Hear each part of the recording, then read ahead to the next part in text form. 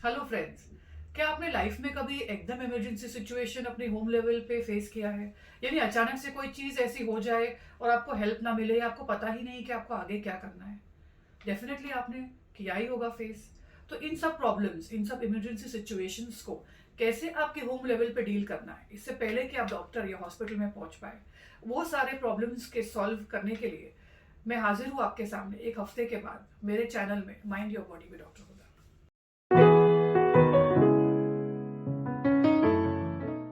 तो हमारा सबसे पहला प्रॉब्लम या सबसे पहला इमरजेंसी सिचुएशन होता है कि जैसे हमारे घर में किसी को अचानक से नोज से ब्लीडिंग आ जाए या खून निकल आए, जिसे मेडिकल लैंग्वेज में एपिस्टैक्सिस कहते हैं। ये चीज़ कोई छोटे बच्चे के साथ भी हो सकती है, कोई बुजुर्ग या बड़ा हो आपके घर में, या कोई मिडिल एज के साथ में भी हो सकती है। खैर, इसके कारण क्या है उसके बारे में हम बाद में जानेंगे। बट अगर ऐसी कोई सिचुएशन में आपका बच्चा या कोई आपके सामने आके आपको कहे या दिखाए कि आपके उनके नोज से ब्लीडिंग हो रही है, तो प्लीज़ पैनिक मत कीजिए, प्लीज घबराइए मत। क्योंकि कम से कम 5 लीटर्स ऑफ ब्लड हमारे बॉडी में होता है, तो नाक के जरिए अचानक इतना ज्यादा नहीं निकल सकता कि जिससे कोई जानलेवा प्रॉब्लम हो। तो हमें करना क्या है? नोज ब्लीड के वक्त हमें हमेशा याद रखिए कि हमारे नोज के आगे का जो सॉफ्ट हिस्सा है उसे जोर से पिंच करना है, यानी कि नोज को दबाना है और आगे की तरफ हमें झुकना है। इस पोजीशन में हेड को टिल्ट करना है। कभी भी नोज को पकड़े बगैर टिल्ट नहीं करना है, नोज को टाइट पिच करके ही टिल्ट करना है। और हमेशा याद रखिए कि कभी भी नोज ब्लीड हो तो पीछे की तरफ आपका नेक या सामने वाले का नेक नहीं करना है। ये इसीलिए क्योंकि जब भी हम पीछे की तरफ जाएंगे, ब्लीडिंग नाक के बदले पीछे की तरफ, थ्रोट की तरफ से आएगी, आपके गले की तरफ। तो हो सकता है कि चोकिंग हो या वॉमिटिंग हो और ब्लड निकलने की मात्रा ज्यादा हो जाए। तो इसीलिए पैनिक नहीं करना है, पिंच करना है नोज को और आगे की तरफ फॉर फ्यू सेकेंड्स और may be more than a minute इस तरीके से पिंच करके इस सिचुएशन में सामने वाले को रखना है। उसके बाद में अगर नोज की ब्लीडिंग रुक जाए तो आइस क्यूब्स दोनों नॉस्ट्रल्स में आपको इंसर्ट करके जितने जल्दी हो सके अपने फिजिशियन या डॉक्टर के पास पहुंचना है। तो अभी जानते हैं कि एपिस्टैक्सिस या नोज की ब्लीडिंग होती क्यों है।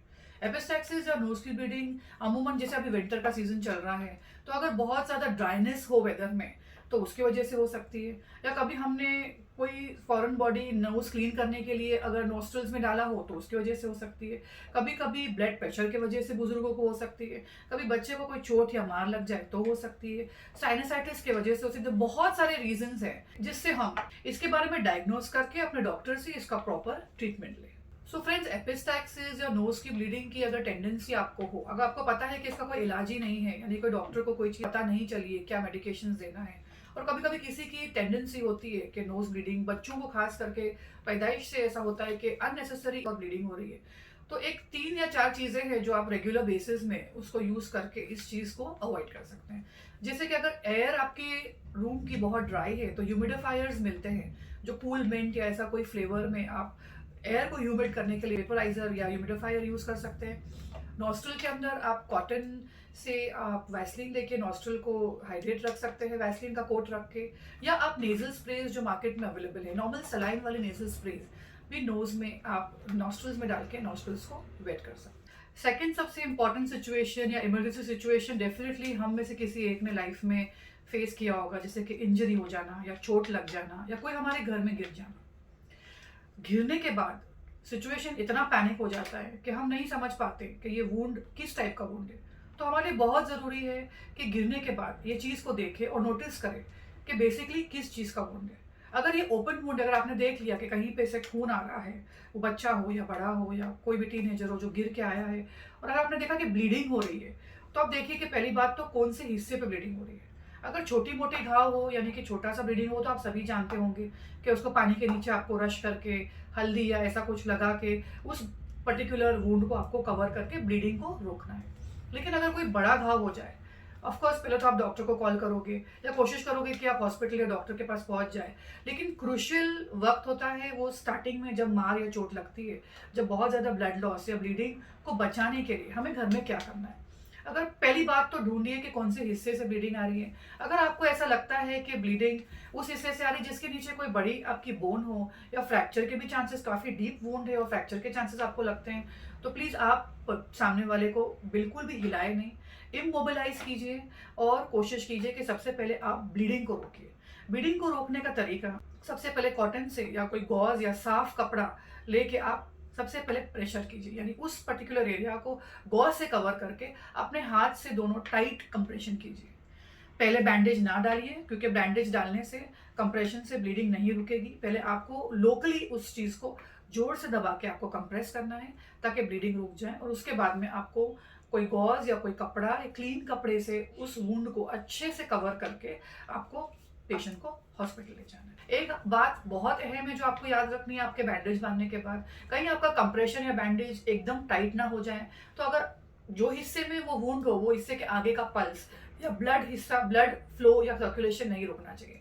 तो आप ट्राई करके देखिए कि आगे का हिस्सा नीला या एकदम ठंडा तो नहीं हो रहा है, कि आपने इतना टाइट बांध दिया है कि ब्लड रुकने के बदले आगे के हिस्से में ब्लड फ्लो नहीं जा रहा है।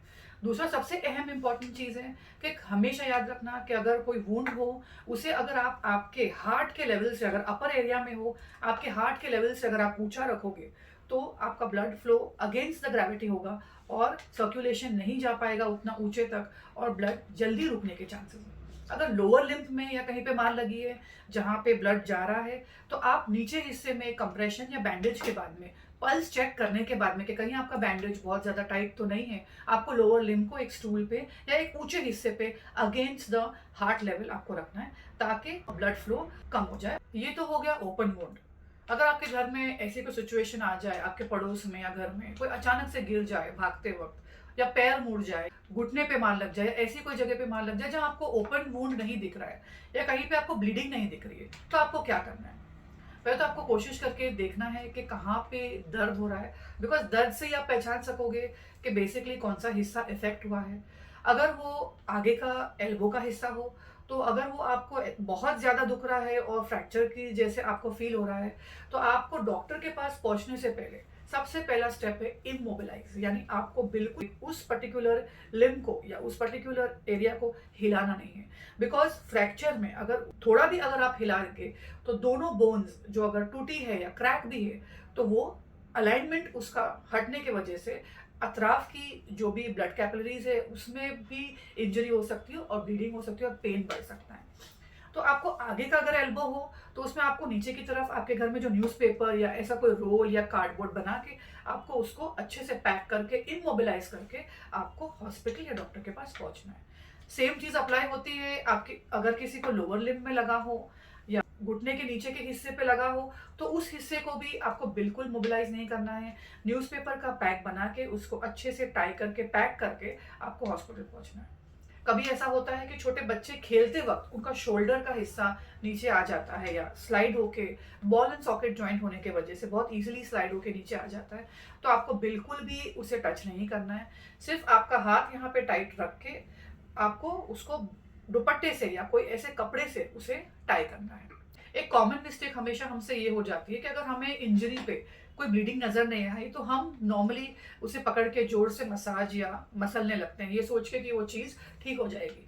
बट प्लीज़ ऐसा मत कीजिए, क्योंकि हो सकता है कि अंदर कोई अंडरलाइनिंग फ्रैक्चर या कोई क्रैक हो जो उसका मिसअलाइनमेंट हो जाए और इंजरी की के चांसेस और ज़्यादा बढ़ जाए और पेन भी इंक्रीज हो जाए। फ्रैक्चर के क्या सिम्टम्स है या क्या साइंस है आप कैसे जानेंगे? बहुत ज़्यादा एक्सट्रीम पेन होता है फ्रैक्चर में, यानी स्प्रेन या स्ट्रेन से भी बहुत ज़्यादा एक्सक्रूशिएटिंग पेन होता है फ्रैक्चर में, और कुछ घंटों के बाद वो पर्टिकुलर हिस्सा बहुत ज़्यादा सूज जाता है और बिल्कुल भी सामने वाला पर्सन वो पर्टिकुलर हिस्सा हिला नहीं सकता। तो ये मोबिलाइजेशन बिल्कुल नहीं करना है, और आपको उसे अच्छे से न्यूज़पेपर या कोई भी कार्डबोर्ड रोल से पैक करके जितने जल्दी हो सके हॉस्पिटल, नियर बाय हॉस्पिटल या डॉक्टर के पास आपको पहुंचना है।